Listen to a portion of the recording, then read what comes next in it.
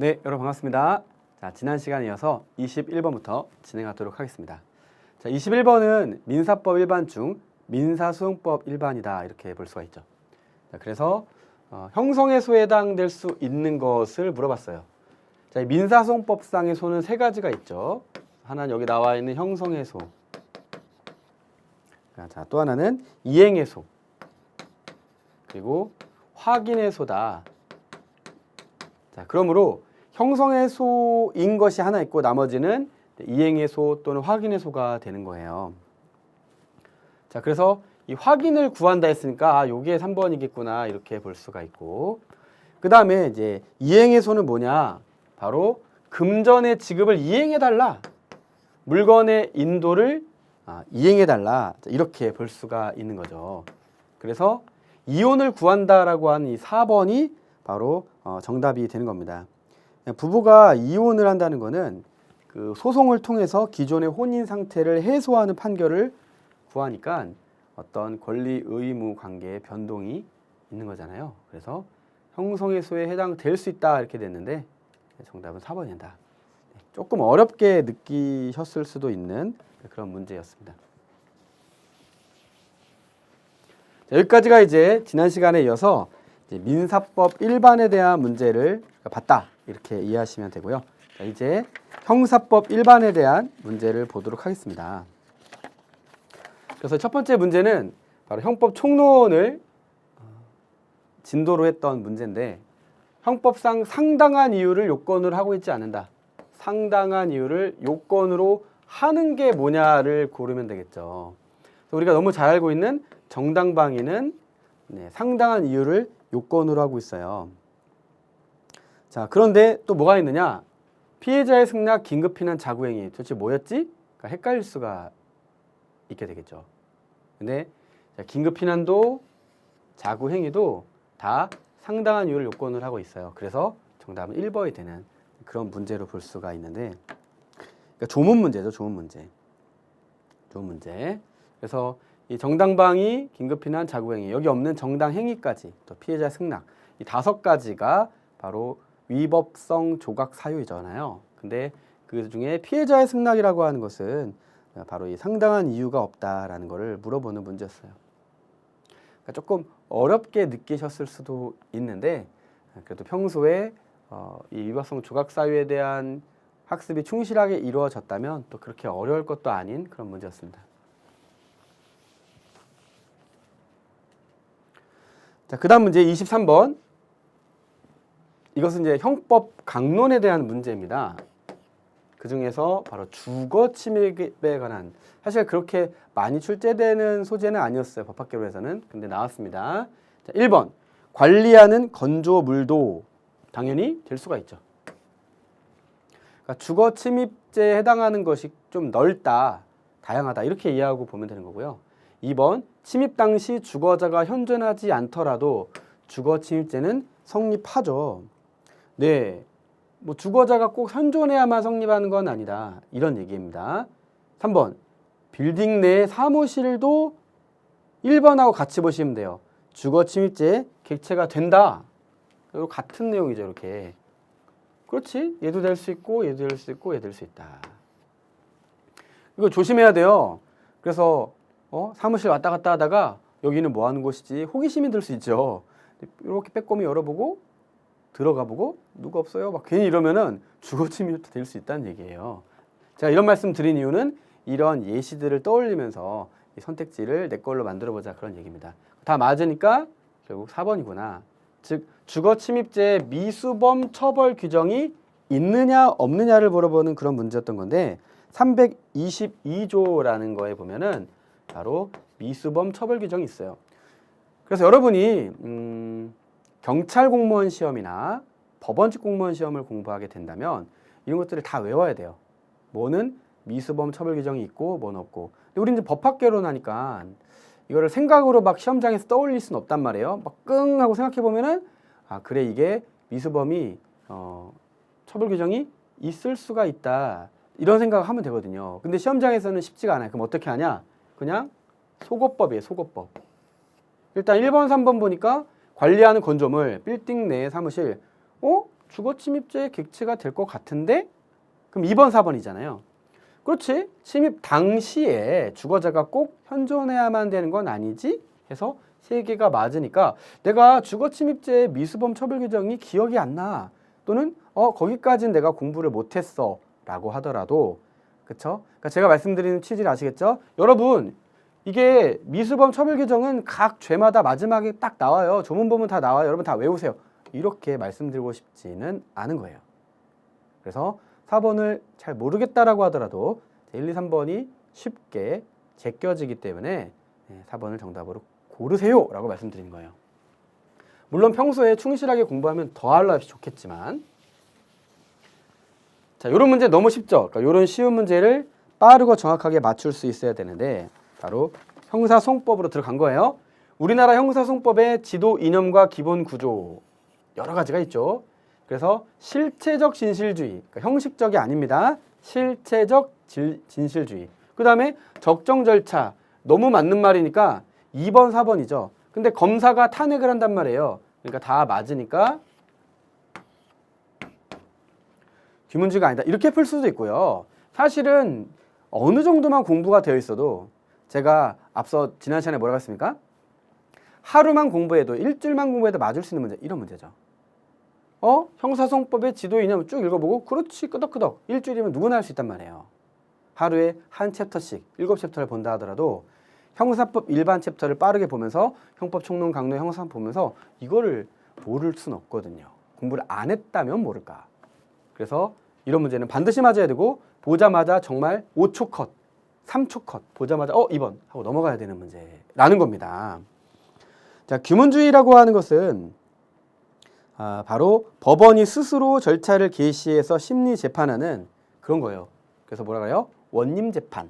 혼자 북치고 장구치고 다 아는 과거 조선시대의 원님, 사또를 떠올리면 된다. 이것이 바로 규문주의지만 우리는 그렇지 않고 판결을 내리는 법관이라고 하는 주체가 따로 있고, 그리고 검사가 피의자 및 피고인을 기소해서 하는 탄핵주의 형식을 취하고 있다. 이렇게 기억하시면 되는 겁니다. 사실은 이 2개가 충돌한다. 이건 일원화가 돼서 혼자 다 하는 거고, 여기는 탄핵, 즉 기소와 공소하는 주체가 따로 있고 거기에 대해서 판단하고 심판하는 주체가 따로 있지 않습니까? 법관이.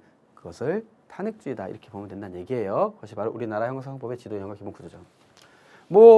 형사법 일반, 형사소송법에서 제가 너무도 말씀을 많이 드리는 그런 내용이고, 여러분이 간단하게만 읽어봐도 알 수 있는 내용이에요. 얘도 너무 쉽죠. 그러니까 이런 24번, 25번 같은 문제가 나오기 때문에 여러분 너무 당황하지 말고 법학개론은 내가 1년 공부해야지 이런 게 아니라 정말 기출문제 중심으로 또는 교재와 또 제 강의까지도 보신다면 그렇게 하게 되면요. 제가 말을 또박또박 이렇게 하면 좀 자화자찬 같지만 또박또박 말하는 스타일인 것 같아요. 그래가지고 이게 배속을 1.5배로 해도 그렇게 막 안 들리지 않는 그러한 이 워딩이거든요. 딕션이거든요. 그러니까 그거에 대해서 빨리 들으세요. 그냥 천천히 들으셔도 되고 배경음악처럼 틀어놔도 되고, 그래서 쭉 들어보면은 끄덕끄덕 하시게 되는 건데요. 자, 형사소송법상 소송의 주체 아닌 것은이죠. 그러면 뭐예요? 소송 보조인에 불과한, 소송 관계인에 불과한 게 바로 변호사. 사실 이렇게 내면 좀 애매한 게 형사소송에서는 변호사라는 말도 쓰지만 변호인이란 말을 쓰죠. 영화 제목에도 있지만. 그래서 국선 변호인, 사선 변호인 이 말도 맞고 국선 변호사라고 해서 틀린 말은 아니고, 그렇죠? 자, 그래서 이제 형사소송에서는 주로 변호인이란 말을 쓰지만 어찌됐건 여기는 바로 소송 관계인이다라는 거죠. 소송 관계인. 그래서 정답이 4번이고, 소송의 주체는 법원과 검사와 피고인이고, 소송 당사자는 이렇게 당사자예요. 이 당사자를 심판하는, 자, 요게 기본 구조고, 그래서 엄밀하게 주체는 법원, 검사, 피고인이고, 또 다소 엄밀하게 당사자는 검사, 피고인이다 이렇게 볼 수도 있는 건데, 자, 변호인은 소송 관계인. 이거 너무 기본이죠? 그래서 맞으라고 쉬운 문제다 이렇게 보시면 되고, 이런 문제를 빨리 푸는 게 관건이에요. 보자마자 3초 컷. 그리고 다른 문제에 좀 끙끙 이렇게 시간을 써야 되는 것이 바로 실전적 풀이 기법이겠죠. 자, 26번 형사소송법상 현행 범인의 체포 옳은 것은입니다. 자, 1번. 자, 딱 보셔도 어떤 느낌이 드냐면, 그쵸? 제가 지난번 강의에도 말씀을 드렸는데, 길이를 한번 판단해 보세요. 길이. 너무 길죠? 너무 길죠. 근데 출제위원회, 출제자의 심리적 구조와 습관에는 뭐가 있냐면, 옳은 것을 만들던, 옳지 않은 것을 만들던, 이 국어 문장의 길이가 길어지는 거를 어찌할 수가 없어요. 거두절미 그렇습니다. 그러니까 자신 없으면 긴 걸 찍으라는 말은 괜히 나온 게 아니라 상당한 심리적인 해안으로 하는 얘기예요. 너의 실력을 믿지 말고 이 출제위원회 출제 습관을 믿어라. 객관식에서만큼은 이라고 당당히 말할 수 있는 이유도 그거고요. 자, 아무튼 1번 사법경찰 관리가 현행범인의 인도를 받은 때에는 체포자의 성명, 주거, 체포의 사유를 물어야 하고 필요한 때에는 체포자에 대하여 경찰관서에 동행함을 요구할 수 있다? 뭐 딱히 안 틀려 보인다는 것이죠. 그래, 뭐 그러겠지. 이렇게 생각할 수가 있는 거고 조문 문제지만. 자, 그럼 나머지를 보는 거죠. 범죄를 실행하고 난 직후의 사람은 현행범인이 아니다라고 했는데 그 사람도, 그러니까 범죄를 실행하고 있는 자도 그렇고 범죄를 실행하고 난 직후의 사람도 당연히 현행범인, 말도 안 되는 얘기죠. 그렇죠? 그러면 생각을 해보세요. 자, 사람을 살인했어요. 그 손에 칼을 들고 그 막 피가 뚝 떨어지고 있어. 근데 지나가던 사람들이나 경찰한테 이제 눈에 띈 거죠. 적발이 된 거예요. 그럼 그 사람은 할 때만 현행범인이고 하고 나서 이렇게 칼 들고 멍하게 서 있으면 좀 끔찍하죠. 현행범인이 아닌 것입니까? 말도 안 되는 얘기죠. 자, 3번 사법경찰 관리는 현행범인을 영장 없이 체포할 수 없다. 자, 현행범인은 누구든지예요. 현행범인은 누구든지 영장 체포할 수 있으니까 당연히 사법경찰 관리는 더군다나 할 수가 있는 거예요. 4번 사법경찰관은 범행 직후의 범죄 장소에서 현행범인을 체포할 때 긴급을 요하더라도 영장 없이 수색할 수가 없다. 긴급을 요한다 라고 할 때에는 어떻게 되는 거죠? 당연히 영장 없이 수색할 수가 있는 겁니다. 그쵸? 자, 그래서 자, 이거 말도 안 되네 하고 이렇게 보시면 되는 그러한 내용입니다. 그래서 1번이 결국 맞는 거구나 이렇게 판단할 수가 있게 되는 걸로 정리를 하시면 되겠습니다. 그래, 맞네. 근데 확실히 시험장에서는 좀 헷갈릴 수가 있거든요. 네. 뭐지? 그러니까 2번, 3번은 확실히 틀렸어. 이건 뭐 너무 자명해. 1, 4번 중에 뭘 골라야지. 여기까지 얼마나 빨리 가느냐가 중요하고 그 다음에는 자신 없으면 긴 거 그리고 또 운도 작용하는 거예요. 왜냐하면 시험장 나오고 나서 항상 뭐라고 생각하냐면 내가 왜 이거 골랐지? 뭐지? 나 바본가? 이런 생각할 때가 어느 누구나 있어요. 어느 누구나. 그래서 그것이 여러분의 잘못은 아니고 그래서 그럴 때 우리는 어떤 기준으로 골라야 되는가? 길이도 상당히 작용한다. 이렇게 보시면 되는 겁니다. 자, 27번. 자, 형사소송법상 재판에 관한 설명으로 옳은 것은인데요. 자, 옳은 거. 1번. 공소사실이 모두 증명되었다면 책임 조각 사유가 존재하더라도 유죄 판결을 해야 된다라는 황당무계한 얘기가 있습니다. 자, 이게 아주 기본적인 거예요. 왜냐하면 구성 요건이 있고 위법성이 있고 책임이 있는데 위법성이 없다는 게 위법성 조각 사유예요. 그럼 끝난 거예요. 재판할 필요가 없어요. 즉 정당 방위에 해당한다는 거지. 그리고 책임 조각 사유, 즉 책임이 없다는 건데 책임 없으면 재판 끝난 거예요. 왜요? 범죄가 애당초 성립하지 않았기 때문이겠죠. 근데 이게 존재하는 유죄 판결이다라는 거는 결단코 말이 되지 않는 그런 내용이라는 걸 기본적인 상식으로도 알 수 있어요. 법적 상식으로도. 자, 깊이 있는 공부를 안 해도. 그 다음에 2번. 공소 기각의 재판을 하는 경우 대리인의 출석 허용되지 않는다. 일단 너무 어렵죠. 근데 어떻게 생각할 수 있냐면 아니 왜 대리인의 출석 허용되지 않지? 되겠지. 상식적으로 보세요. 아니 왜 안 돼? 라고 생각할 수는 있는 거예요. 근데 이건 조문 문제인데 형사소송법 277조 2호입니다. 그래서 공소기각 또는 면소의 재판할 것이 명백할 때에는 피고인의 출석을 요하지 아니한다. 이 경우 피고인은 대리인을 출석하게 할 수 있다라는 규정에 의한 또 해설이 가능하긴 하죠. 자, 3번, 4번. 그래서 잘 모르겠다. 근데 허용될 것 같다. 이 정도로 보면 되죠. 3번. 보통항고의 항고기간 1개월이다 라고 나와 있는데, 자, 보통항고라고 하는 거는 그냥 기간이 없어요. 기간 제한이 없어요. 자, 보통은 이 즉시항고라는 게 있죠. 이 즉시항고는 항소와 상고와 같아요. 즉 7일입니다. 7일.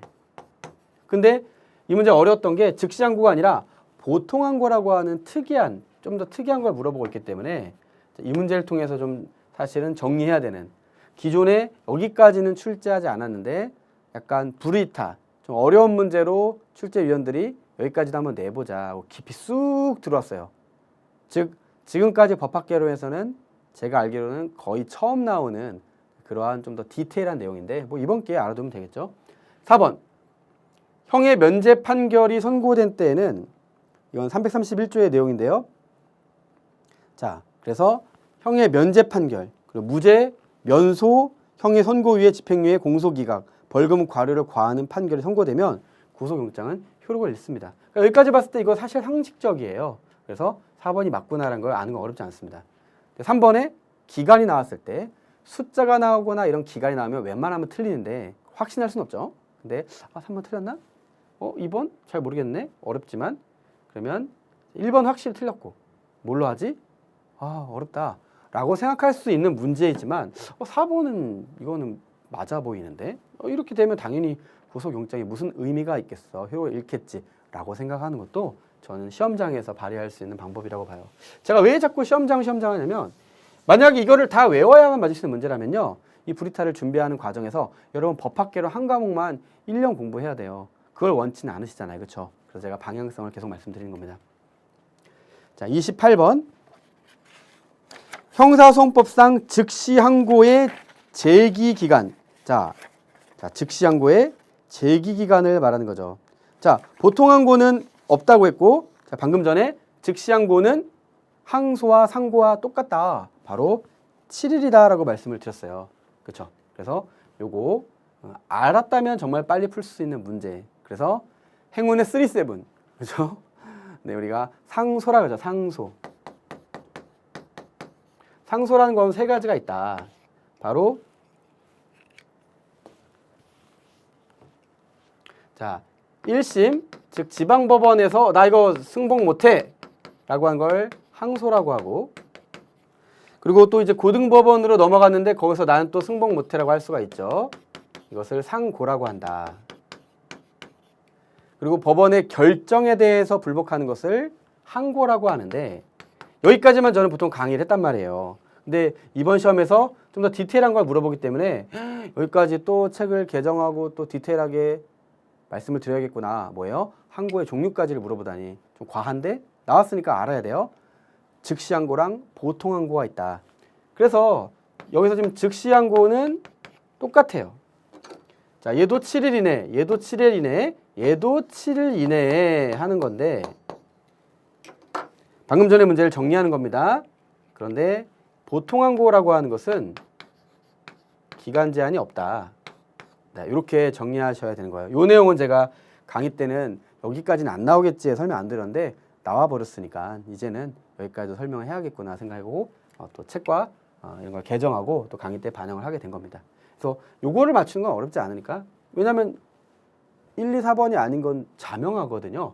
자, 그렇게 해서 푸셔도 좋지 않을까 말씀을 드려봅니다. 자, 여기까지가 형사법 1반의 7문제가 나온 것이죠. 자, 이제는 상법 1반의 4문제로 넘어가면 되겠습니다. 자, 29번. 상법상 회사 일반에 관한 설명으로 옳은 것은, 그렇죠. 회사 일반에 대해서 한 문제 물어볼 수 있어요. 모든 회사는 다른 회사의 무한 책임 사원이 될 수가 없죠. 회사는 다른 회사의 무한 책임 사항이 되지 못한다는 173조. 그걸 떠나서 말이 안 되잖아요. 네. 무한 책임은 모든 책임을 다 지는 건데 말도 안 된다. 네. 기본기만 알아도 이해할 수 있는 1번이었고요. 자, 2번. 해산 후의 회사와 존립 중인 회사가 합병을 했다. 해산 후의 회사가 존립 중인 회사를 흡수하여 합병할 수 있느냐. 일단 말이 좀 어렵죠. 근데 역시나 생각해 보세요. 네.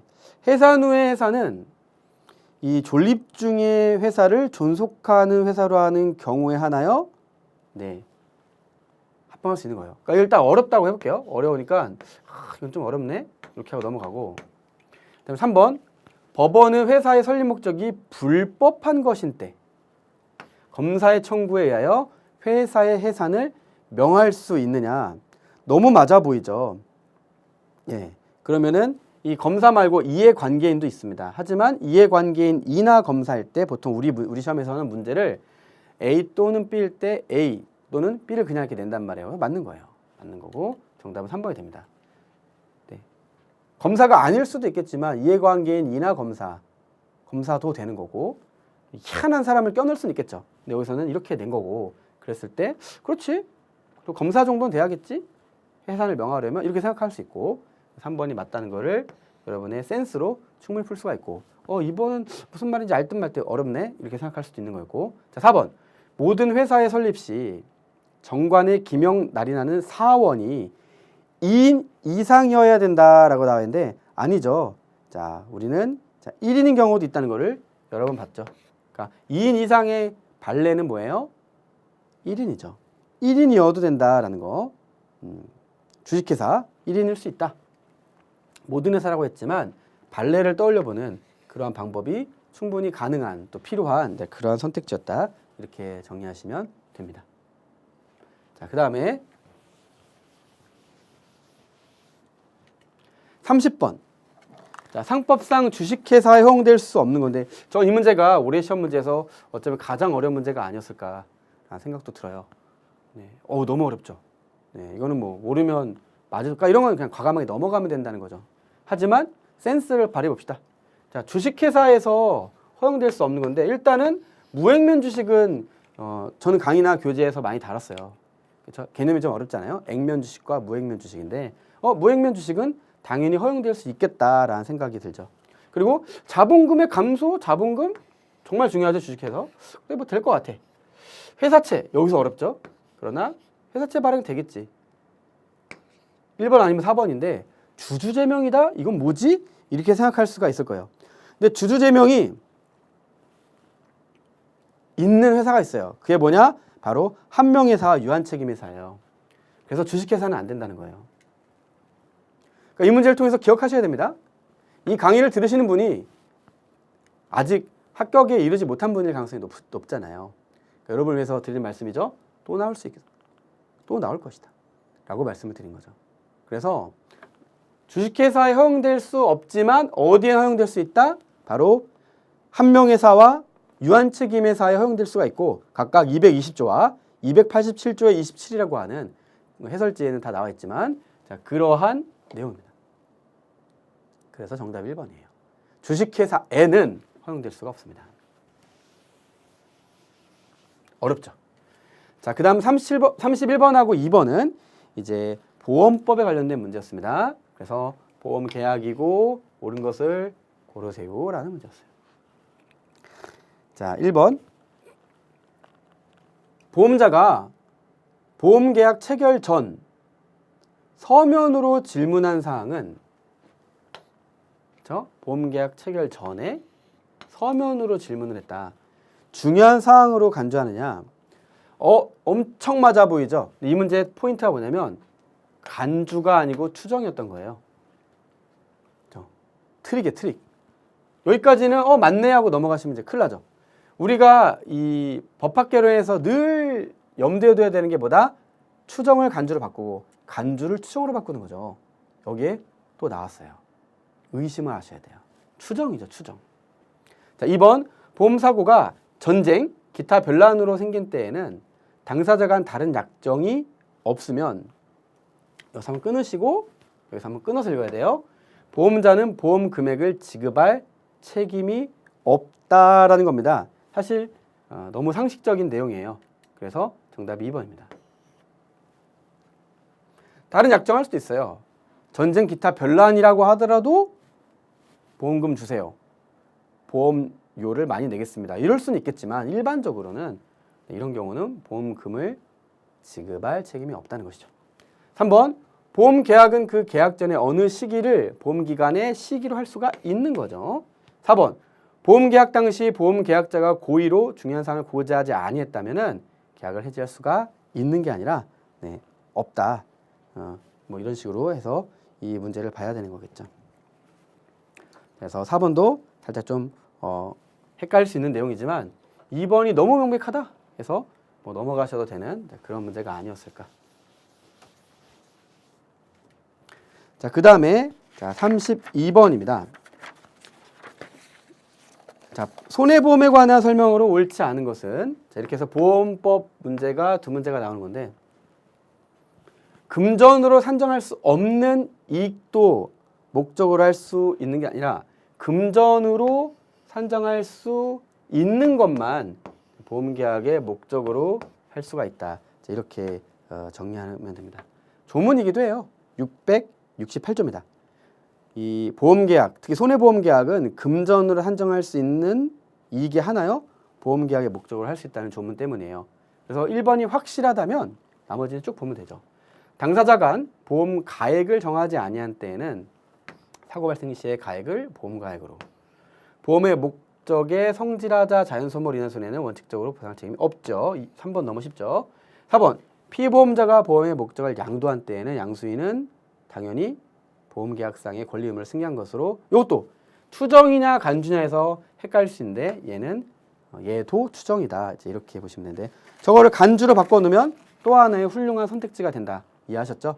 간주를 추정으로, 추정을 간주로 바꾸는 트릭에 대해서 평소에 좀 정리해 두시면 좋습니다.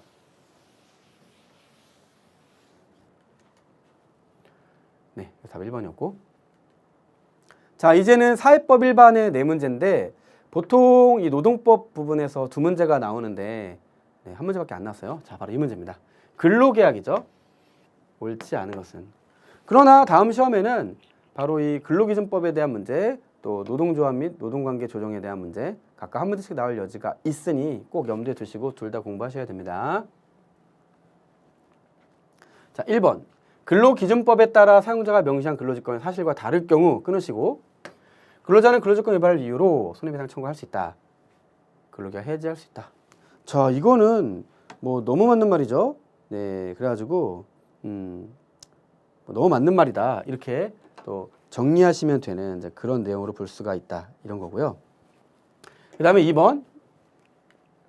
근로계약 내용의 일부가 근로기준법에서 정하는 기준을 충족하지 못하는 경우 그 근로계약 전부를 무효로 하느냐.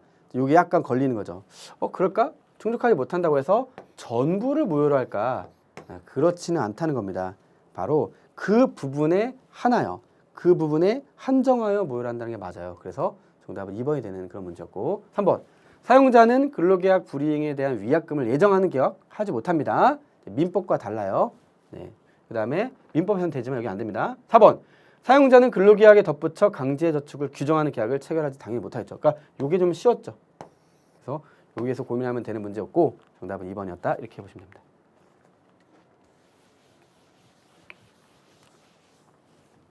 나머지 세 문제가 다 이제 그 사회보험법 파트에서 나왔다라고 볼 수가 있는데요. 자, 34번을 보시면 자, 산재법입니다. 줄여서 산업재해보상보험법상 업무상 재해 및 보험급여입니다. 옳지 않은 거죠. 자, 1번. 근로자의 자해 행위가 원인이 되어 발생한 사망은 정상적인 인식 능력 등이 뚜렷하게 낮은 상태에서 발생한 경우라도 업무상의 재해로 인정될 수 있는 경우가 절대 없다니까. 길기도 하지만 딱 봐요. 길잖아요. 그렇죠? 길다고 다 답인 건 아니지만 절대라는 말에서 딱 걸리죠. 정답 1번입니다. 왜 절대 없을까요? 그렇진 않죠. 법상으로도 그렇고 산재법 37조 2항인데 절대 없지 않다. 그래서 법상에서 뭐라고 돼 있냐면 자, 이 근로자의 고의 자해행위, 범죄행위 또는 그것이 원인에 발생한 부상, 질병, 장애 또는 사망은 업무상의 죄로 보지 아니하지만 다만 단서가 있어요. 다만 그 부상, 질병, 장애, 사망이 정상적인 인식 능력 등이 뚜렷하게 낮은 상태에서 한 행위로 발생한 경우 대통령령으로 정한 사유가 있으면 업무상의 죄로 본다. 그래서 절대 없다가 틀렸고 보는 순간 절대 없다가 좀 이상하네? 이렇게 하면서 푸시면 돼요. 2번 업무상 재해 인정. 업무와 재해 사이에 상당한 관계가 당연히 요구되고 유족급여는 근로자가 업무상의 사망한 경우에 유족에게 지급하겠죠. 보험급여를 받을 권리는 양도, 압류, 담보 3가지 다 한대요. 그래서 정답은 1번이다. 이렇게 보시면 되겠죠. 자, 그 다음에 이런 게 쉽죠. 그러니까 이런 것부터 빨리빨리 푸는 게 좋습니다.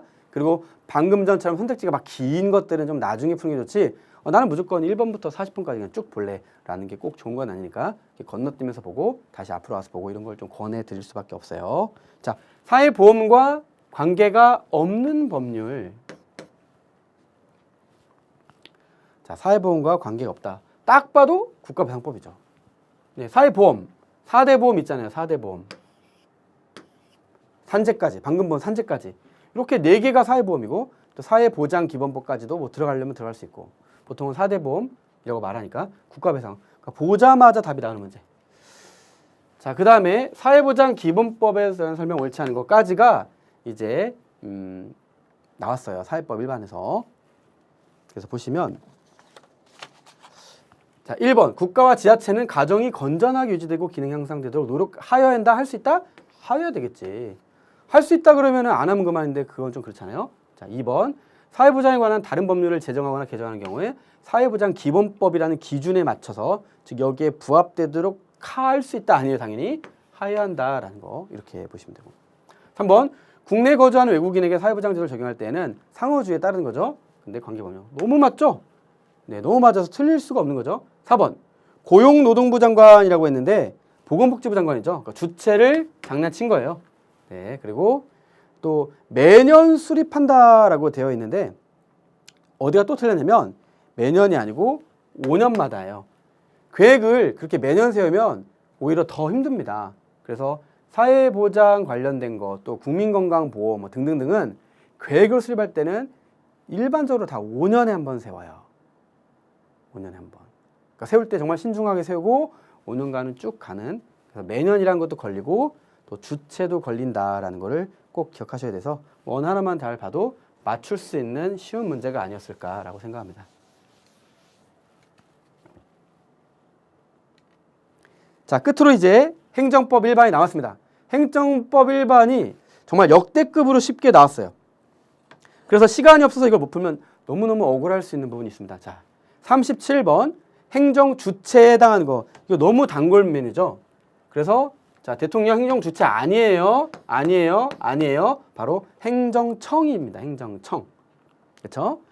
그런 행정 주체의 어떤 입에 해당하는 그렇죠? 제가 지금 이렇게 말을 소리내서 이렇게 의사를 표현하듯이 그럼 대한민국을 대표해서 의사를 표현하고 법원 행정처를 대표해서 또 이렇게 발표하는 그런 것이고 4번의 세종특별자치시 의회 의장이다 라고 하는 거는 이건 행정청은 아니지만 또 행정주체도 아니죠.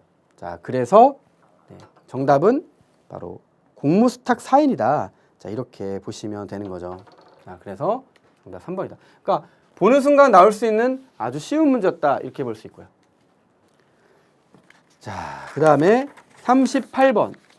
요게 조금 어려울 수 있는데 제가 일부러 교재에다가는 정부 조직법에 의관 가장 최신 업데이트된 그 체계를 쫙 항상 그림을 매년 책에 수록했어요. 뭐라고 하냐면 대통령 직속이 뭐고 국무총리 직속, 즉 소속은 뭐냐를 나올 수도 있으니까 꼭 정리해 둡시다라는 얘기를 꼭 하거든요. 그래서 막 이렇게 그려보고 하는 거예요. 자, 국무총리가 아닌 거죠. 국무총리 소속이 아닌 거예요. 자, 됐습니까? 자, 그래서 아닌 게 뭐냐? 법제처, 국가보훈처, 식품의약품안전처. 그래서 약간 이렇게 풀어도 되긴 되는데 질병관리청은 국무총리 소속이 아니다라는 거 이렇게 보시면 됩니다. 그러면 질병관리청은 청이 처보다 좀 낮다고 볼 수 있어요. 물론 뭐 국세청, 그렇죠? 네, 이런 것들, 뭐 특허청 상당히 파워가 있는 부처지만 일반적으로는 처와 청을 좀 구별해서 볼 필요가 있는데 이 청 같은 경우는 어떻게 되냐면 장관 소속인 경우가 많거든요. 그래서 보건복지부 장관 소속으로 질병관리청이니까 어찌됐건 정답은 2번이다. 부, 처, 청. 네, 공무원들은 민감한 내용이지만 그렇게 보시면 되고요. 자, 39번 너무 쉽죠. 행정처분의 부관. 자, 부관에 해당하지 않는 거다. 보는 순간 뭐예요? 의제. 이게 왜 부관이에요? 철회권 유보, 그쵸? 그 다음에 부담, 그리고 기한. 네. 부관의 내용들은 그다음에 조건, 그쵸? 조건과 기한은 민법상 부관이고 행정법으로 왔을 때는 부담과 철회권의 유보까지가 있잖아요. 근데 뭐 시기 종기도 있어요. 기한에 관련해서. 의제 너무 생뚱맞죠. 그러니까 공부를 조금만 해도 누구나 맞출 수 있는 그런 문제였던 거예요. 자, 마지막 40번입니다. 그래서 이것이 나올 줄 알았고 나오겠구나 생각했던 거예요. 그래서 바로 이 행정기본법이 제정되어서 분명히 나오겠다. 네, 앞에서도 한 문제 나왔었죠. 여기 또 나온 거예요. 두 문제가 나온 거예요. 두 문제나 나온 겁니다. 자, 40번 행정청은 행정작용할 때 상대방이 해당 행정작용과 실질적인 관련 의무를 부과해서 안 된다. 부당결부. 그렇죠. 그러니까 나머지를 지워도 일단 1번 아니죠. 3번 아니죠. 4번 아니죠. 2번이네. 이렇게 풀어도 되고 이 부당결부 금지의 원칙이 뭐냐? 바로 13조의 내용인데 이거 그렇게 어려운 내용은 아니에요. 그래서 부당결부, 그 나머지 것들, 또 이 행정기본법에 나오는 어떤 제목과 그 내용들은 사실은 숙지를 해두셔야 되는 그런 내용들이었다고 할 수가 있는 거죠. 자, 정리를 하겠습니다. 자, 어떠십니까? 이렇게 1번부터 40번까지, 즉 1번부터 20번, 21번부터 40번까지를 나눠서 제가 강의를 해드렸는데 쉬운 문제가 분명히 있어요. 야, 이거는 뭐 조금만 맞추겠네? 그런 문제가 15개, 20개가 됩니다. 즉 50점 맞기가 어렵지가 않게 출제가 됐어요. 그럼 나머지의 그걸 C급이라고 했을 때 나머지 20문제 중에서 B급과 A급이 있습니다. A급, 이것까지 맞추려면 내가 공부를 정말 많이 해야겠다.